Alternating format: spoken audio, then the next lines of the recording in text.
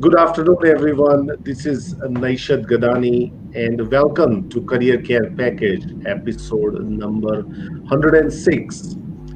And today we are providing some real life resume examples and formats so you can make your resume good or even your good resume even better. With the masses of the job losses that we have seen and the masses of applications out there, you really need to think about how to make your resume stand out amongst the crowd. So today, what we are going to do is to dig into more detail. So if you got questions about resumes on the samples that we are going to really show you and tell you that why it is one of the best resume, I know throw us the questions. We'll be more than happy to answer it for you. But first, let's welcome Caroline Brown, my co-host. Thanks, Nesh. It's great to be here. Very excited. I'm just going to change the angle of my camera a bit, just feeling like I'm a little gnome in the corner of the screen. Yes, so today, we're going to dig into some resume examples, and talk about what makes a resume really good. There are, like you say, thousands of people applying for jobs. People are wanting to use their resume and showcase experience from different roles. Use their resume to change careers. There's different resumes are used for different purposes. So we're going to dig in deep into those and actually show you some live examples of what you can actually do and do a bit of a resume breakdown, tear down. So got any questions, put them in the comments. Don't forget to subscribe to the channel, the YouTube channel, and follow the hashtag Career Care Package. Shall we get into it, Nesh? Absolutely. All right. So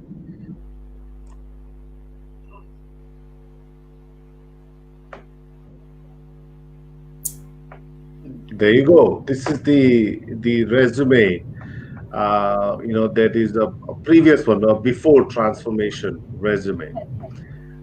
So, Katie, if you want to, take us through and tell us what makes this resume a kind of an average or mediocre resume, and what are your takes on that? Okay, so I just wanted to jump in first of all to what actually makes a good resume in 2020. And I break it down into 4 steps, and we'll go through this resume and show you where that's not actually happening in this particular resume. So a good resume needs focus, right? So it needs to be focused around the position someone's applying for. So you may have a master copy resume, but you need to actually look at what the job is actually asking and build your resume around that. So a good resume needs focus. It needs credibility in terms of presenting value and achievements. It needs some visual clarity, and it needs this person's voice in it. So with this resume, what you can actually see is it's not really quickly and immediately obvious the type of role this person's applying for. So they've got like experienced sales leader with extensive experience across many industries, but it doesn't actually hone in on the type of sector, part of the sales cycle, what kind of sales leadership, all of that kind of stuff. So it's not actually immediately obvious. So Nesh, if I just get you to scroll down a little bit as well. If you can, stop there. I've just, this is sort of a 1-page snapshot. Maybe just scroll down a little bit further as well. And a little bit further. Okay. So essentially, with this resume, we say to focus on achievements, but you've got to have achievements in the eyes of what's important to the person who's actually reading the resume, the employer. So you need to look at the KPIs that you're being asked to address in the role that you're applying for. So for example, if you're a sales leader, your remit might be to grow revenue. So this particular resume has, for example, 1 sales gun in 2016 in recognition of top performance, but it doesn't actually say what that person won the sales gun award for, what that top performance was and how it added value in a meaningful way. That person added a meaningful way, actually winning that award. It's also got overall revenue responsibility of 34 plus million. So again, that doesn't actually mean much to me. Is it 34 plus million in targets? Did that person exceed that revenue goal? Was their goal to build that revenue pipeline? So again, in terms of credibility, it doesn't actually mean that much to the person that's actually reading it. So, and again, if we go back to that point about visual clarity, everything's kind of jumbled in together. So nothing actually really pops from the resume. If you go back up, scroll back up to the top again, Nesh, I'll show you what I actually mean. So if you look at the front page, there's actually not much that really pops out on that front page that's meant to be there for me to see in a quick and realistic kind of grab. So that's my comments on this resume. It's typically like it's a resume that you might copy off the internet, put together, think it's okay, but it really doesn't market that person around a particular role in a particular sector, highlighting the value that person could actually deliver in that particular sector. What are your thoughts, Nesh? I think I agree with that. The only thing that I can add is that, when I was studying resume writing, one of the principle that I was told is the principle that the ad agencies use Yeah, to see whether this is a fantastic ad or not, which is called AIDA, and everybody can Google that and find out. It's a very simplistic mechanism for you to figure out whether your resume meets the criteria or not, which is A stands for attention, I stands for interest, D stands for desire, and A stands for action. So whether your resume creates, whether your resume grabs attention, whether does it create an interest, does it evoke a desire, does it call into action or not, and I think that is very very much outlined. yeah, And I think to your point here, KB, is lot of my clients, I was actually speaking to a couple of them over the weekend and said I can't really figure out, you know uh, what what have I done. I can't figure out how great am I about accomplishments and everything. I just can't. And I said, you got to go back and look at what does a business analyst, for example, how would somebody differentiate a business analyst from great to exceptional? yeah, There would be some key performance indicator that would say you are an exceptional, business analyst. We are not talking about personalities because resume can hide those things. Resume is a very factual document. People will see, hang on, Nishad has increased sales by $1 million and Caroline increased by $2 million. So where do I want to go? Well, I'll probably prefer Caroline, at the first instance. What mm, happens in the interview is a separate thing. The purpose of this document is to get you the seat on the table. That's pretty much simplistic. With it, we can't, if we zoom more in, we will try to do. We are experimenting it for the first time, as you can see that, and we would love to get some of your feedback. And in the next, when we talk about, when KB takes us to the transformation or the renovation, resume renovated, then you tell us. But hang on there. If you yeah. still can't see it, please let us know, and I will try. I will find a way to make sure that it is visible. What we can do is actually put a link to the resume. So I'll put them up online, and I promise I'll put links into these resumes. So we've had a couple of things about sharing resumes for a quick glance as an example. I mean, really happy to do that if you're happy to have the resume up on screen, and maybe we can do that in our next resume session. Is do it Well, we if could you're we happy could do to. it in the job search session. But on Yeah, Friday, yeah. Amit, share the resume. We could, publicly make you, name and shame. Not but be mindful that these are like Yeah. building a good resume is actually starting from scratch and understanding the story and all of the stories that you've got to present to market, and then teasing out what's going to be most relevant. So, um, you know, any tips that we give you is first glance feedback from a recruiter versus are you actually presenting all of what you need to present out there in the market to present the most compelling case for you. But really happy to do that, and let's experiment with that if you want to jump on the next resume session or the next Ask Us Anything. Okay, so this one doesn't really have focus. Credibility is only in the credibility of the eye of that person. Visual clarity, it's a bit hard to see what I'm meant to look at first. And I always put an injection of somebody's voice in the resume because the voice is what makes that person different. So Nash, I'll get you to show the CIO resume that has some of these elements. Now, this CIO resume, I'll get you to go back up to the top. Neville, not his real name. This resume is developed around one particular position that was really important for the recruiter to forward that resume on. And the resume was, the CIO's task wasn't just sort of being a CIO in charge of strategy, teams, so on and so forth. It was to deliver transformation. The business was going through a global transformation. So on this resume, we were really honing in on transformational experience. So if I'll just get you to do a quick scroll down on the front page on this CV,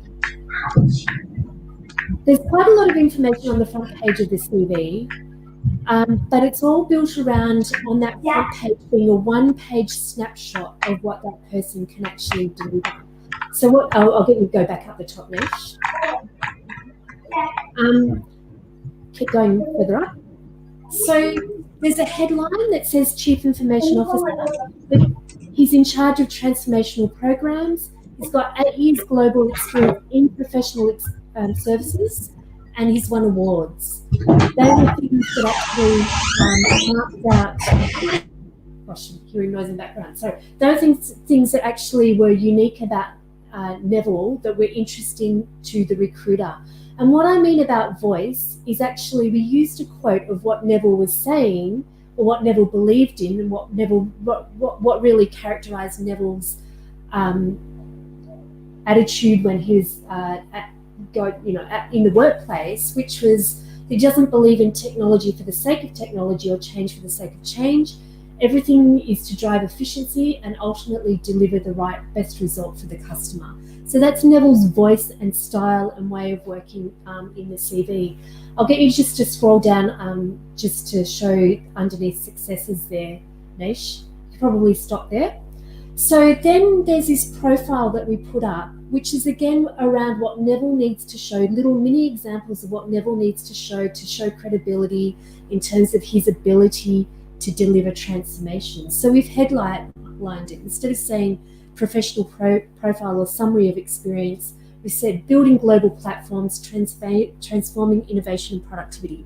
And that's what he was required to deliver in the role. And the 3 or 4 examples there that we've put were examples addressing what he was required to deliver in the role on the front page. Now, this resume is also an ATS-friendly resume in that there's not so many tables and it's not so many diagrams. There's no charts in it. It's quite text-heavy and text-based, but we've still got that visual credibility in there with use of bullet points and a little bit of color and the way it's actually spaced out. So I'll get you to scroll down to the second page, Nish. So on the second page, this is kind of telling a story as well in the resume. So we're giving context around where he's actually delivered results, so the type of company, and the before and after. So what was there before Neville stepped in? So challenges were significant. The business was operating in its own silos. There was no single point of visibility for business development, and that was what was occurring before he stepped into the role. And then if you scroll further down, key projects and experiences, again, this is built around what is important for the actual recruiter to know. So delivered project 1, delivered in 24 months, 6 months ahead of schedule, 20% under budget. And then you can see that actually it's what he delivered and some of how he delivered it, bullet pointed and spaced there.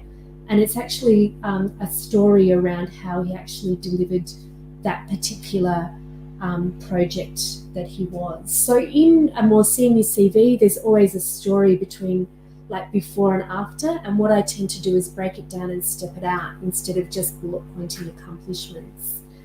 So again, that's, honing in on the credibility and proof points there. And right down the bottom, we've just got key accountabilities. We've actually minimized those to actual bullet points or tiny bullet points because it's much more a focus on what he was actually able to transform and deliver in that particular role.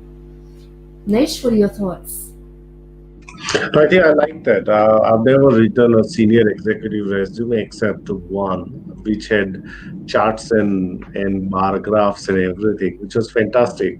But I think I really, and also for our listeners, this key accountability section it's small, but it's very powerful because, for somebody who's got 10, 15, 20 years of experience, if you want to write, you can probably write 100 pages of resume. Mm.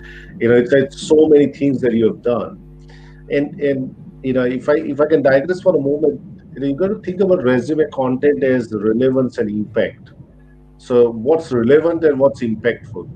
And I always say that if you're applying for a role as a project manager, and if you've got Nobel Peace Prize, I would probably avoid putting Nobel Peace Prize because that's not related at all, right? You want to think about relevance. That is what employers are looking for. Now, once you get into the company, then you can say, oh, I can do this, I can do X, I can do Y. That is fine. But at that time, you must give what employers are looking for. And specifically, Carol, and this happens with a lot of our IT, because they've got two kind of skills. One is the core skills, able to manage projects, stakeholder, but then they've got technical skills as well. Now, some of the time, those technical skills are used in certain projects. In certain projects, they've used different skills. So if you think about it, this allows you to really pinpoint of this project that you completed, you used X, Y, and Z technology. This project you used X, Y, and Z technology. You don't have to really write the whole thing about that. You can be absolutely smart and actually encapsulate what you have done in the minimal space, but you can actually convey that. If somebody reads it, they easily understand that this CIO has done board reports. This CIO, has got understanding of global tech strategy, has got understanding of vendor selection. I don't have to really write thesis about how do I go and select vendors and everything else, right? I have to write very high impact, statements, but relevant statements. Mm. And if you go back up the top, I just want to show something as well. So some of you may have experience that you want to showcase, but it's not, it's not in your most immediate role, and you want the recruiter to actually see it. If we go back right up the top there, Nish, where we've got successes here, I'll get you flipped down. That's where you bring in those successes from previous roles and they're there to build up a story of you being able to deliver a transformation, for example. So if the remit is to come in and make a difference and implement a global platform and develop a strategy that unifies the businesses, then those are the things that you would put in your sort of little professional snapshot successes type thing. So it's point after point after point to kind of illustrate your ability that you've done that in successive roles. So that's a senior CV, but the format is ATS friendly. You can see what somebody's done on the first page, and you expand out deeper into the story on the second and the third pages. So yeah, that's an example of a senior ATS friendly type resume. Maybe we'll flick across to the next one, which is actually quite different. So I'll get you to go up the top there, Nish. This CV isn't an ATS friendly CV. This is a CV that you might, where you're telling that you want to use, where you actually have met, perhaps you want to change your career and you've got a story to present. Now, I was very deliberate in what we put down here. This person wanted to get back into travel after being in government and small business. So I wanted to badge the CV a travel CV. So I jumped onto 123RF, those images, and downloaded a picture of an aeroplane. The reason I did that is that we're very visual people. If we see it, we believe it. And this CV was going direct to somebody. It was being emailed directly to somebody in PDF format. So we needed to explain why the change. So I'll get you to, but again, visual appeal in this and focus. It's built around one particular role. And basically what we said was that while this person's enjoyed every aspect of their previous roles, they're really passionate about travelling.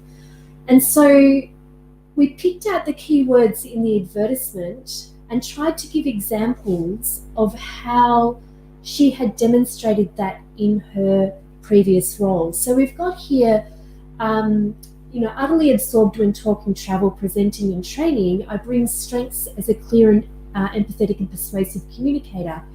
My delivery, pragmatism, flexibility and ability to adapt to any audience are demonstrated by the fact that I've delivered the following value across diverse sectors.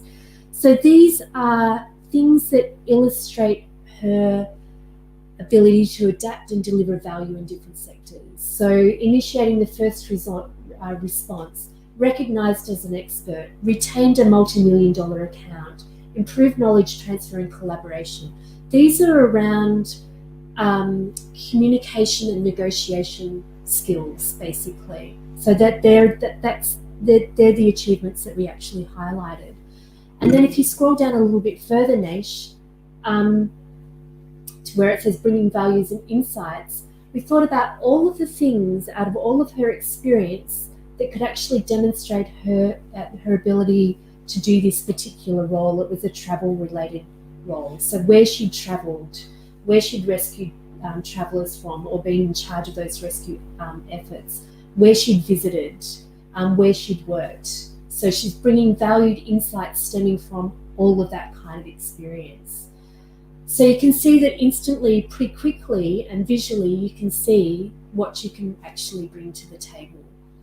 And then the second page on that CV, or there's a career summary, recent career summary, and then the second page of that CV, again, I'll get you to flick down to. What we did was we honed in on the more relevant travel-related roles, but didn't, and thought about in her recent roles, still what could position her for her new role.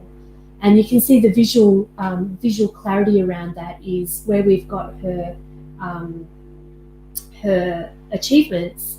We've led the paragraph with the value of that achievement. So improved knowledge transfer and collaboration,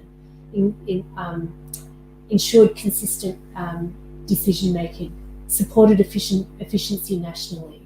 So again, we're honing in on what's relevant to the role that she will be applying for as well.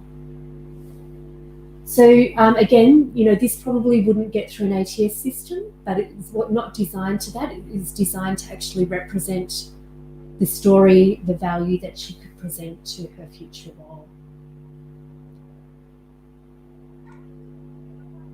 Yeah, absolutely. I agree. I think it's a fantastically visually appealing resume, and I think we are we got to understand that not every time an ATS will be used, and I think I need to tell because we otherwise become the slave of ATS and not really think more creatively, about resumes. I'm pretty sure I write resumes, KB, and there are other people write resumes. They don't necessarily all the time write resumes that meets the requirement of 8 years, because it's just too difficult. This science or the technology behind it is evolving so much that it is absolutely going to be difficult for us to cover all the bases, and that's why. But I think visual appeal is still going to be very, very, very, very useful, even though they look at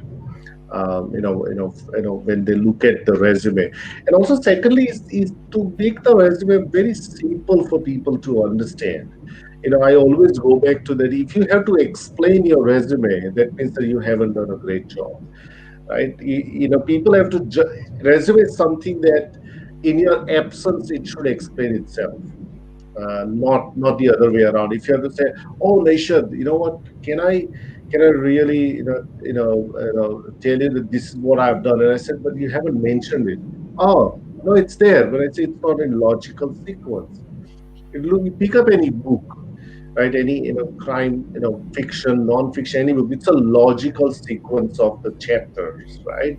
You'll not find out the guy, the person who killed somebody in the second chapter. You only find out in the last chapter. So make sure that the resume is logical. And last thing, if I can add, is that you are controlling the flow of the resume. Okay, if you think that I want reader to read it in certain way, do it that way.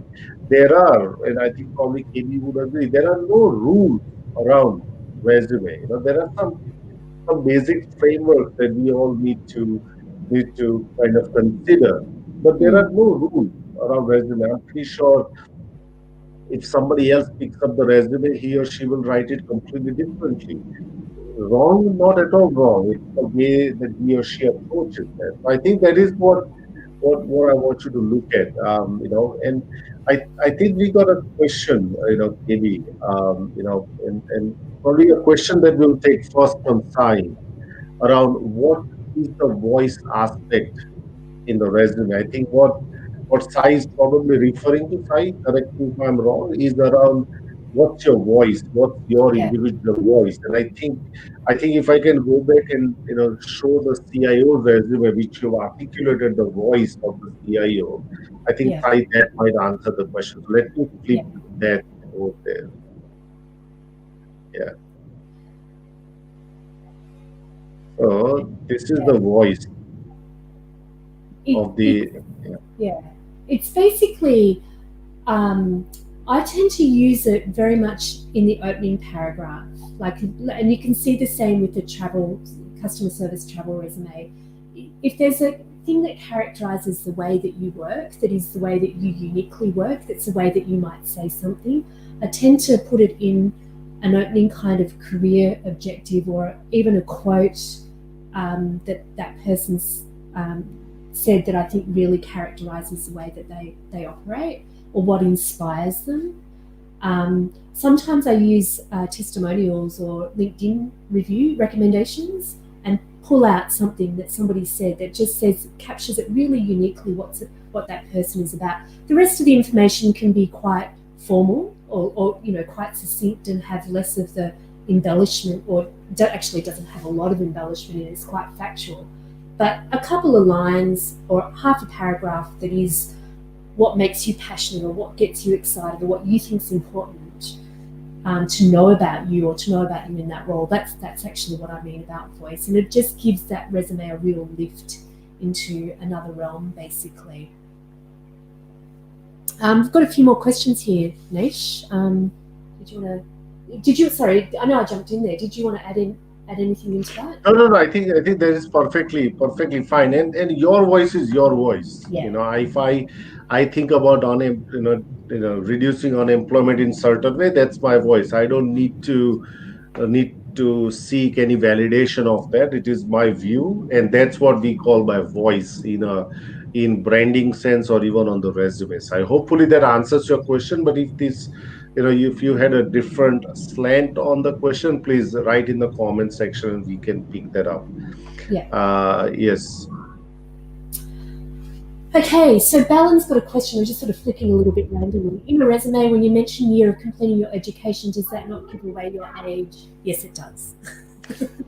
But I mean, it depends on, like, again, it's what you don't have to put all of your education. A lot of people, senior people that go right back to high school, you don't have to do that. There's nothing to say that you can't put the most recent and relevant education on unless you're asked really specifically to do that as well. So sometimes I don't. Sometimes I might just put that somebody's got an MBA and put it next to their name up the top. It really depends on what's important for that resume. Um, okay.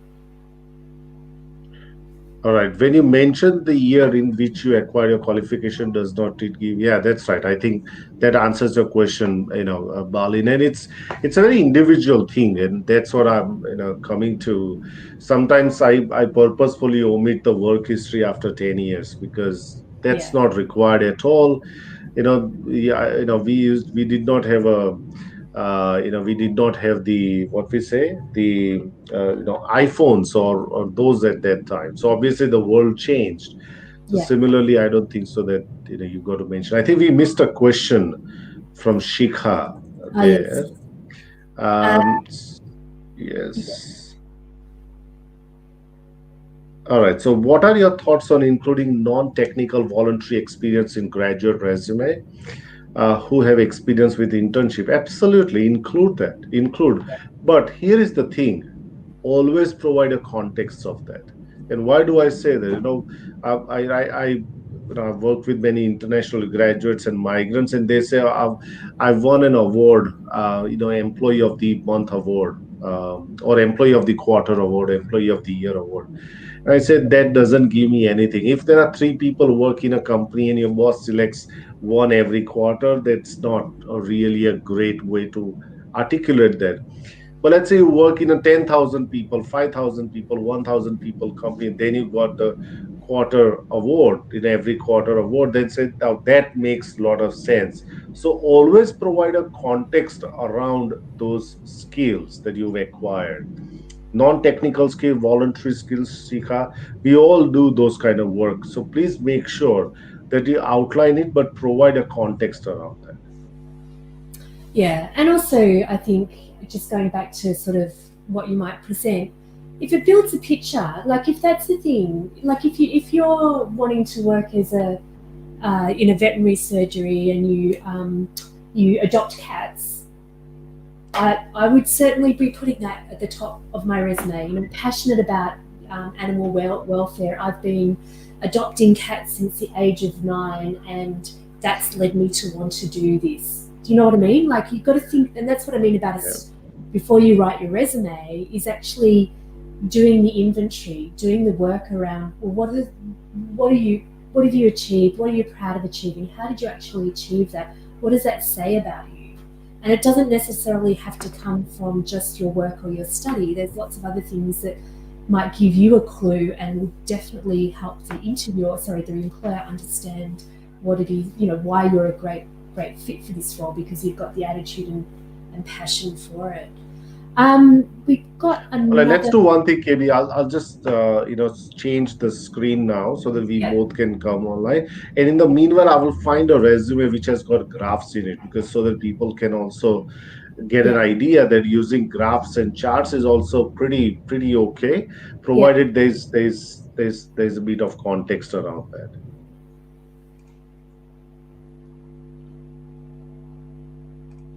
Okay, so we had another question though. That was what I was looking into.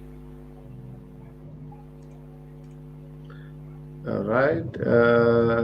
No, we did not. Did we have a question? Why don't the dates include months? Won't it be questioned? Again, it's situational, right? So if you've had a series of, well, if you've been in, your last job for 10 years, I wouldn't then go back and list every date for every year underneath it because it's 10 years. Like, you've been there for 10 years, you're showing stability. I don't need don't need to know that. That's why it's always situational.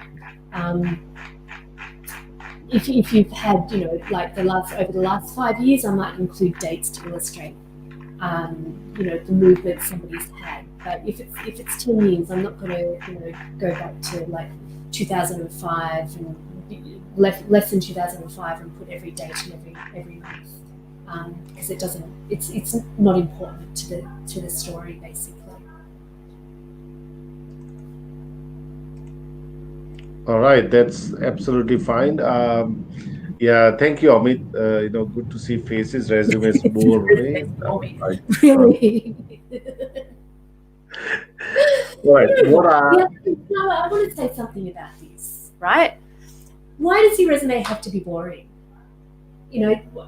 A really good resume can be a really good and interesting story about you. And I've done resumes where it's had really, like, I've put a picture up of somebody. I've put the fact that the TED Talks, it was like for a marketing graduate resume. I put the TED Talks that the guy used to watch. I put the blogs he used to read. I put the countries he traveled to. I put a quote up there that was contradictory to what everybody else said.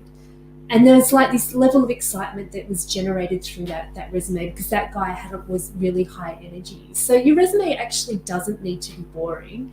And in fact, you'd be doing everybody a favor if it wasn't. And I guess that's why, I've shown a couple of different styles of resumes to show that you don't actually have to have a boring as whatever type resume, basically, because you will be doing the employer a favor if you can inject a little bit of excitement into it. absolutely. All right, I'm going to show you one that which I think KB, you spoke. So this is, I worked with a research and development professional, and what he does is take a raw concepts and makes into a commercially viable product.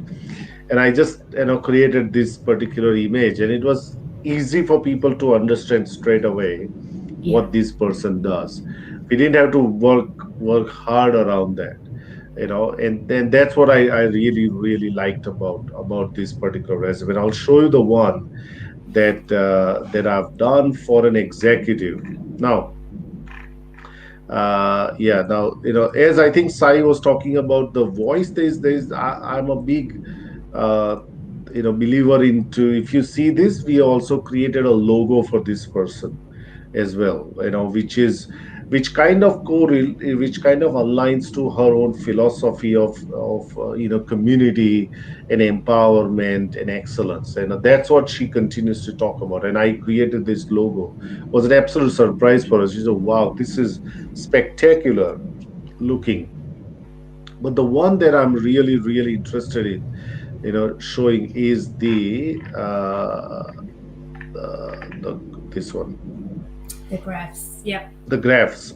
Now, it clearly shows the achievement in a visual way, and it just makes this resume stand out. Now, we are also talking about somebody who will be paid 150 $200,000.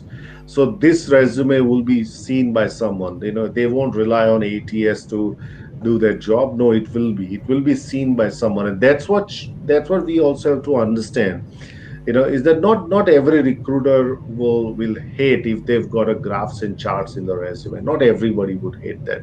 But if you make their life easier by writing a reasonably clever resume that logically tells them what's your career progression been so far, tells them a story about why you are a great fit, I think they are more than happy to consider this. Can I just get you to go back up to the top, because I just want to go back to those points around a resume, and I think this one illustrates it really nicely. So, if you remember the 4 points that I mentioned in a resume: the focus, the visual clarity, the voice, and you in that. So the focus is that this person is a library services, community engagement, adult learning and literature, so that's where that person's actually applying. The visual appeal is, it looks a bit different, so it'll stand out. So you've got the Jessica Smith, different colours, and Jessica Smith logo. The voice, challenge-driven, community-oriented professional. That's what that person, Jessica, would have described herself as. The visual clarity, you can see the bits that need to pop. So community, client community and stakeholder engagement, pop. Policy development and organisational leadership, pop. So the things that person's meant to demonstrate and has demonstrated actually really pop out of the resume. Again, I'll get you to scroll down further a bit, Nish, and I'll tell you where to stop. Um, so again, visual appeal, things that need to pop. Manager, libraries, Melbourne City Council, January 2001 to present. 5 libraries, 5,000 plus members, led 80 people. Those are things that need to pop out about her experience, and I assume were relevant to the role that she, gave some context and were relevant to the role that she might have applied for. And when we talk about things that need to pop, again, it's honing in on what's going to market you for that particular role that you're going for. So yeah, that resume actually illustrates really nicely those things that I actually mentioned before. We've got a couple of questions, another question here as well that I saw. Yeah, Can we again, just write the period, point. number of years on each project rather than the dates? Just write the period, number of years. Yeah, sure. That is fine. Depends on you got to be consistent. That's another thing that if you're putting certain in month and year format and someone you are putting avoiding it, it's not going to work out. If you're following a certain pattern, please make sure that you follow the same. For example, if you worked in a company for 5 years, I don't think so. The recruiter is interested whether you started in March and finished in October after 5 years or not, right? They are not good. But if you work just 1 year somewhere and if you got shorter ones, then they would want to know from which year to which year did you work, which month to which month did you work. There are a couple of reasons. One is the consistency of it and finding out what went wrong or what happened in between. And secondly, also when they talk to the references for the shorter period, they can actually ask them, so do you remember when this person worked from which month to which month? If you work for 5 7 years, they are not going to bother about asking the month or they are not going to bother on that. KB, anything? Yeah, look, I think that one's a really good point. And again, like if you're in a project management role and you want to go for a project management job, then I'm interested in the types of projects, the stage that you stepped in, what your role was on that project. And so it might be a 6 month project, it might be a year project, it might be 1.5 years, it might be a series of rolling projects. You just want to present the projects that are relevant and to that particular role. If they're, I wouldn't be putting absolute accurate dates, but I would be maybe putting the length, the scope, what that project covered, and the value. But again, you just want to go in and hone in on what is actually relevant. So, if it's a small project that you did 6 months ago, but it's relevant to the role, then I would list that project as well. Yes, you will. So you will set the so KB will put the link to all these samples for Yeah, you to go and check that out. Absolutely. I just wanted to pick up on what Katie said there around will these examples be available to view later? Yes, like you said, definitely niche.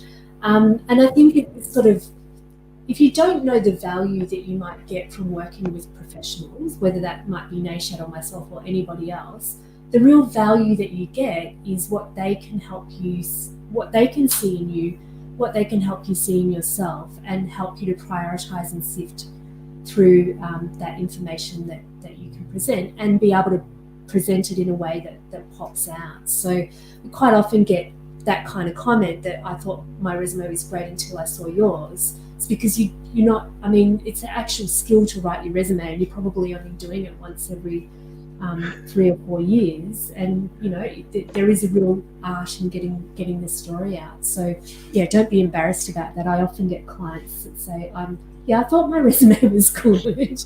And then I saw what you did for another person, basically. So, Yeah, but remember when I see KB's resume, KB's been writing it for a long time.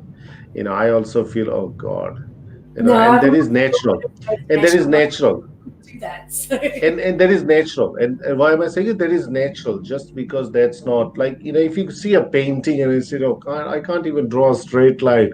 How the hell this guy, create this person created this painting? That's how it is. And sometimes resumes are, it's actually a very, great art to really uncover some of those things that they are trying to say, and really language it in a way that they will say, wow. And as a resume writer, I'm pretty sure KB would agree, we don't exaggerate things. We just put that in exactly how it is, but we might beautifully decorate that, and we language it in a way that someone says, wow. We don't, none of this, we are not in the business of exaggeration, of saying that, oh, no, no, no, you must have done it, poke, we're not in the business of poking and really, uh, you know finding out something that you have not done. So yeah, give it a go. the other thing though too is that, and it's a common mistake I think that people make is the repetitive. Like you repeat yourself or you say the same thing slightly differently, and that's what getting somebody who's an outside professional can do is actually go, that's said perfectly well up there, and I can delete that bit. You don't need to repeat it for impact. So yeah, we often get that comment, Katie. So that's all good. There's comment from Say, which is, what's the ideal of using first person, second person, or third person, and which one is the most effective? Look, my opinion has been to use the third person in a resume. Avoid first person. First person, I reserve it for LinkedIn profile or also writing cover letters. But there are different, as I said, there are people use it differently. Like, for example, KB has got that in the CIO, a mission statement by the person. That's obviously in the first person that's written. But it's all depends on also the industry. If you are applying for a certain kind of industry, they may not like it. But if you're, let's say, if you're applying for marketing, advertising, kind of that, those kind of roles, they are fine. They can understand that why would you write in first person. But most of the resumes that I have seen and I have penned are mostly in the third person. Yeah, I'm the same with that. They tend to have it first person but not use I, and I don't know the actual grammatical expression of that, and I say that I'm a resume writer, but I do put first person in the first couple of in the first summary section. There are no rules really. It's more like Nash says. It is about, if you're in a government more conservative role, you probably wouldn't write I, and I wouldn't have that sort of my mission is to do blah blah blah.